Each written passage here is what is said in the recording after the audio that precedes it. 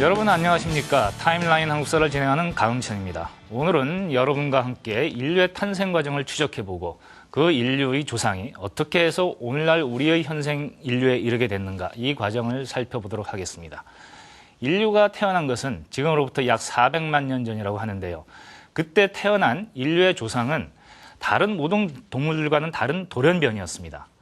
모든 동물들은 기어다니거나 네 다리로 걷습니다. 그런데 우리의 조상은 처음부터 두 다리로 걸었습니다. 바로 지금 제 모습처럼요. 이 두 다리로 대지를 활보하면서 인간은 처음부터 자신을 낳아준 자연과 대립되는 길을 걸어갔습니다. 자연이 만들어준 동식물을 그대로 먹는 것이 아니라 자신이 도구를 만들어서 스스로 자기한테 맞는 음식을 만들어 먹고 도구로 자신이 입을 옷을 지어 입고 그리고 그 도구로 자신이 살 집을 지어서 그 속에서 살았습니다. 이런 과정에서 인간은 점차적으로 자연과 대립되는 자신의 인위적인 문명을 건설하고 그 다음에 만물의 영장으로 성장해 왔습니다. 그러면서 우리한테 이르러 왔는데요. 이 과정은 이전의 다른 자연의 발전과는 비교도 할 수 없을 정도로 급속도로 이루어졌습니다. 이런 급속한 발전, 돌연변이에 의한 급속한 발전이 인류의 그 다음에 지구의 운명을 바꿔놨는데 이것이 우리의 운명이었을까요? 관련 키워드를 통해서 살펴보도록 하겠습니다. 아프리카에서 생김새는 유인원과 비슷하지만 두 발로 우뚝 선 동물이 나타났다. 남쪽의 유인원이라는 뜻의 오스트랄로피테쿠스는 두 발로 서서 걸었기 때문에 생물 분류에서 사람과에 속한다. 동아프리카 탄자니아의 올드바이 계곡에서 두 손으로 자갈돌을 깨서 도구를 만들어 사용한 인류가 나타났다. 이들은 손을 자유롭게 쓰는 사람이라는 뜻의 호모 하빌리스로 불린다. 곧게 설 수 있는 사람이라는 뜻의 호모 에렉투스가 나타났다. 호모 에렉투스는 반드시 서서 걸을 수 있었고 불을 사용할 줄 알았으며 서기 전 100만 년경부터 아프리카 북부와 아시아, 유럽 등지로 퍼져나갔다. 현생 인류와 가장 가까운 호모 사피엔스가 나타났다. 호모 사피엔스는 정교한 주먹도끼와 다양한 격지석기를 만들어 사용하고 시체를 매장하기 시작했다. 현생 인류인 호모 사피엔스 사피엔스는 전 세계로 퍼져 각지의 기후와 풍토에 적응해 흑인종, 백인종, 황인종 등 오늘날의 인류로 성장했다. 지금은 이 인류의 탄생 과정과 관련해가지고 우리가 좀 흥미롭게 살펴볼 주제가 하나 있어서 그 이야기를 여러분과 함께 살펴보고 넘어가고자 합니다. 아주 흥미로운 사진을 함께 보면서 이 이야기를 여러분과 나누도록 하겠습니다.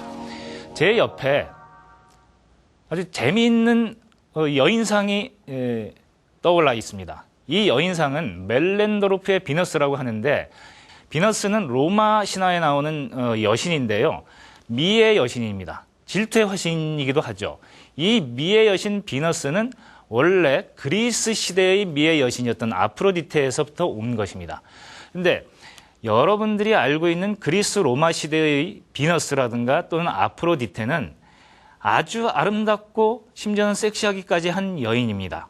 모든 것이 완벽한 미인의 조건을 갖추고 있는 것이 비너스 또는 아프로디테인데요. 지금 이곳에 여러분들이 저와 함께 보고 있는 이 여인상을 비너스라고 하면 어쩐지 우리의 그런 이미지하고는 맞지 않는 것 같습니다. 이 여인상은 보시다시피 가슴이 굉장히 크고 배가 풍만하고 아마 뒷모습을 보면 엉덩이도 매우 이렇게 크게 붉어져 있을 겁니다. 풍만하다는 점에서는 아프로디테라든가 비너스라든가 하는 우리가 알고 있는 미의 여신과 다를 것이 없겠지만은 사실 우리가 지금 가지고 있는 미의 기준으로 보면은 좀 그 미의 기준에서 좀 모자란다 이런 생각을 하시는 분이 많을 겁니다. 그런데 왜 이 여인상에다가 미의 상징인 비너스라는 이름을 붙였는가? 그리고 그 비너스라고 붙인 이 여인상은 어디로부터 온 것인가?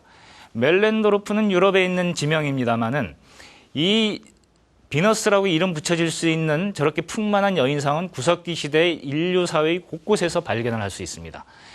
이 인류가 공통적으로 가지고 있었던 이 여인상은 도대체 어떤 의미를 가졌던 것일까요? 이 여인상이 실제로 당시 구석기 시대 인류에게 의미했던 것은 이 여인이 그 사회를 이끌어가던 또는 그 사회 전체 구성원의 숭배를 받던 그런 여인상이었을 거라는 겁니다. 그런 의미에서 비너스라고 붙인 거는 존경받는 여인, 그리고 그 사회의 구성원들을 이끌어가는 그런 여인이라는 그런 의미를 담고 있고요. 실제로 구석기 시대에는 바로 이 여인상을 통해서 많은 사람들이 다산을 기원하고 풍족한 생산의 결실을 기대했을 거라고 생각이 됩니다. 그래서 여러분이 보시는 것처럼 이 여인은 매우 풍만한 자태를 뽐내고 있는 겁니다. 저 풍만한 자태에서 가장 잘 생산될 수 있는 것이 무엇이겠습니까? 바로 제2세입니다. 예전에 우리 인류는 농경사회와 그 이전 사회에서는 결국 사람이 재산이었습니다. 많은 사람들, 2세들을 빨리 낳아서 함께 사냥과 채집 또는 농경을 하면서 이 공동체를 이끌어 나가야 그 인류 공동체가 생존을 할 수 있었기 때문이죠. 따라서 그런 2세를 낳아 기르는 이 풍만한 여인이야말로 구석기 시대, 나아가선 신석기 시대 이후라도 인류 공동체가 살아가는 데서 가장 중요한 기능을 수행하는 그런 존재였다고 봅니다. 그래서 학자들에 따라서는 저 여인을 비너스라는 아주 아름다운 이름으로 부르기도 하고 지모신, 그러니까 대지의 어머니의 여신 또는 지모신 이런 식으로 부르기도 합니다. 그건 아주 엄숙한 이름인데요. 그만큼 과거 구석기 시대의 우리 인류에게는 남성보다는 어쩌면 여성이 더 중요하고 더 숭고한 존재로 받아들여졌는지도 모르겠습니다. 바로 지금 저는 이 숭고한 지모신과 관련해서 고대 인류, 구석기 시대 인류에게 어떤 여인의 그 자태가 인류에게 그렇게 지금 여러분들이 보는 이 그 여신상과 같이 숭고한 그런 의미를 뽑아냈는가, 이거를 역사적으로 한번 더듬어 보기로 하겠습니다. 1987년의 뉴욕으로 가보면은 아주 흥미로운 연구가 진행이 되는데요. 여러분, 뉴욕이 어떤 도시인지 아시지 않습니까? 미국의 경제 중심지이고 따라서 세계의 경제 중심지입니다. 이 도시에는 전 세계에 수없이 많은 다인종들이 모여서 삶을 이루어 갑니다. 당시 인류학자들은 흥미로운 연구 주제를 생각을 해내서 이곳 뉴욕에 모여드는 수많은 인종들의 여인들을 골라서 약 200여 명 되는데요. 이들로부터 DNA를 추출을 했다고 합니다. 그럼 일종의 이제 생물학적 실험을 하려는 것이었는데요. 그런 실험을 통해서 그 여성들로부터 추출해낸 것이 소위 미토콘드리아 DNA라는 것인데요. 이것을 여인들로부터 추출한 이유는 이 미토콘드리아라는 요소가 남성들을 통해서는 전달이 안 되기 때문입니다.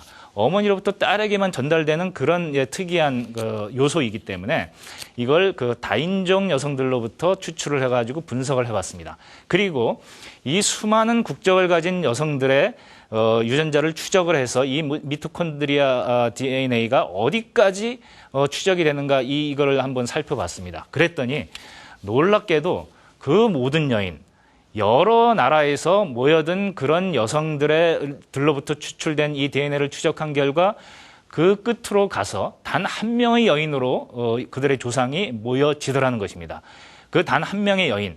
따라서 모든 인류의 조상이라고도 할 수 있을지 모르는 그 여인은 놀랍게도 지금으로부터 약 20만 년 전에 아프리카의 어떤 마을에서 살던 여인이었습니다.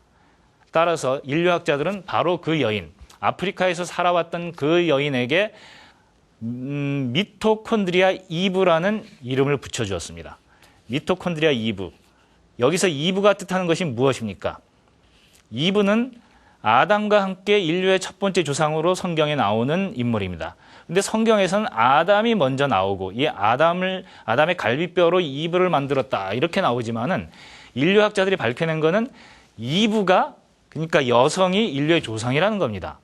그런 인류의 조상을 통해서 지금 현생 인류가 형성이 됐다라고 한다면은 우리는 모두가 어떤 그 지모신이라고도 할 수 있는 그 여성으로부터 이렇게 나온 존재다. 이렇게 말을 할 수 있겠죠.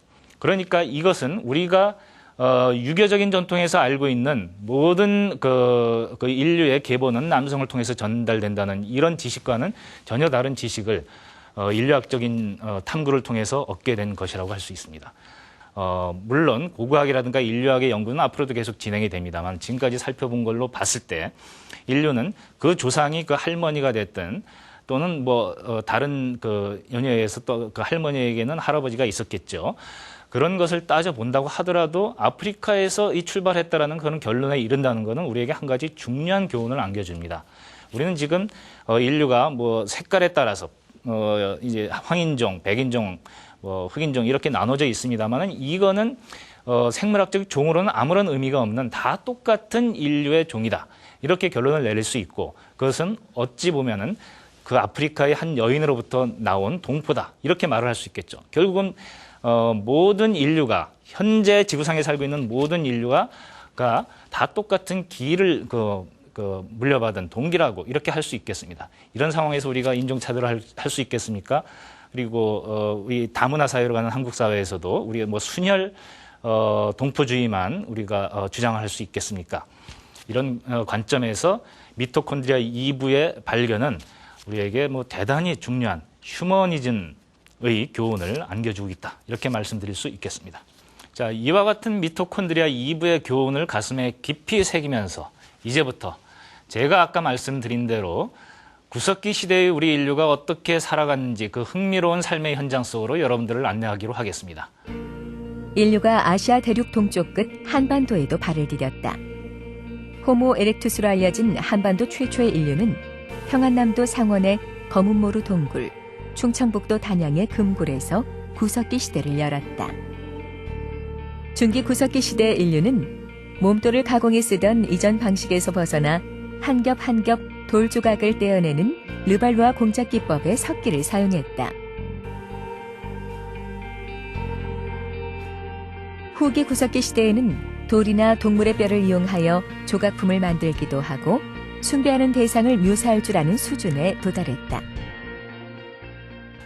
지금 제가 서 있는 곳은 지금으로부터 약 4만 년 전이라고도 하고 길게 잡는 분들은 한 20만 년 전이라고도 하는 경기도 연천의 전곡리에 있는 전기 구석기 시대의 유적지로 들어와서 여러분들과 함께 이야기를 나누고 있습니다. 먼저 이 마을의 사람들이 과거에 어떻게 살아갔는지 좀 더 구체적으로 살펴보도록 하겠습니다. 지금 제 뒤로 두 명의 젊은이가 뭔가 동물을 잡아서 막대에 꿰서 의기양양하게 들고 가고 있습니다. 이 젊은이들은 오늘 사냥에 성공한 모양입니다. 그러나 사실 이런 일은 매일 일어나지 않습니다. 동물을 잡는다는 것은 특히 멧돼지와 같이 사나운 동물을 잡는